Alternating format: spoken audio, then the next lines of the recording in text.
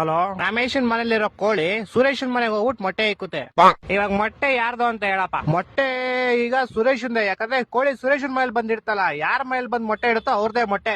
ಇಲ್ಲ ಲೇ, ಇಲ್ವಾ? ಮತ್ತಿನ್ಯಾರ್ದು ಮೊಟ್ಟೆ? ಕೋಳಿದಲ್ಲಿ. ಈಗ ಒಂದ್ ಆನೆ ಈಜಾಡ ಕೆರೆ ಒಳಗ್ ಹೋಗುತ್ತೆ, ಆಚೆ ಹೆಂಗ್ ಬರುತ್ತೆ? ಹೆಂಗ್ ಬರುತ್ತೆ? ಹೆಂಗ್ ಹೋಗಿರುತ್ತೋ ಹಂಗೆ ವಾಪಸ್ ಬರುತ್ತೆ. ಇಲ್ಲ ಲೇ, ಮತ್ತೆ ಯಾವ ಆಗ್ಬಿಟ್ಟು ಆಚೆ ಬರುತ್ತಲೇ? ಹೊಟ್ಟೆ ಎಷ್ಟು ಉರ್ಸ್ತಾವ್ರು ಆ ಭಗವತ್ನ ನೋಡಿದ್ರೆ. ಒಬ್ಬ ಹುಡುಗ ಪ್ರತಿ ವರ್ಷ ಅವ್ನ್ ಬರ್ತಡೆಗೆ ಉಂಡಿಗೆ ₹1 ಆಗ್ತಿದ್ನಂತೆ. 60 ವರ್ಷ ಆದ್ಮೇಲೆ ನೋಡಿದ್ರೆ ಅದ್ರಲ್ಲಿ ಬರೀ ₹12 ಐತಂತೆ. ಹೆಂಗೆ ಅಂದ್ರೆ ಅವ್ನು ಯಾರ ಚಪ್ಪಲಿ ಇರ್ತಾನೆ ಎತ್ಕೊಂಡಿರ್ತಾನೆ. ಇಲ್ಲ ಲೇ, ಮತ್ತೆ ಅವ್ನ್ birthday February 29 ಇತ್ಲೇ.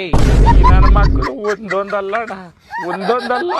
Okay, last and final ಕೇಳ್ಕೊಂಬಿಡು. ಹೇಳು. ಒಬ್ಬ ಹುಡುಗಂಗೆ ಹೆವಿ ಶುಗರ್ ಇರುತ್ತೆ.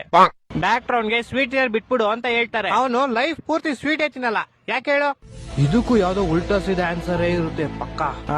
ಯಾಕಂದ್ರೆ ಅವ್ನ್ಗೆ ನಾನು ಹೇಳ್ತೀನಿ ಕೇಳು. ಹೇಳು. ಯಾಕಂದ್ರೆ ಆವಾಗ್ಲೇ ಹೇಳದ್ನಲ್ಲ, ಅವ್ನಿಗೆ ಶುಗರ್ ಇರುತ್ತೆ, ಡಾಕ್ಟರ್ ಇರ್ತಾರೆ, ಅದಕ್ಕೆ. ಹೊಟ್ಟೆ ಎಷ್ಟು ಉರ್ಸ್ತಾವ್ರು.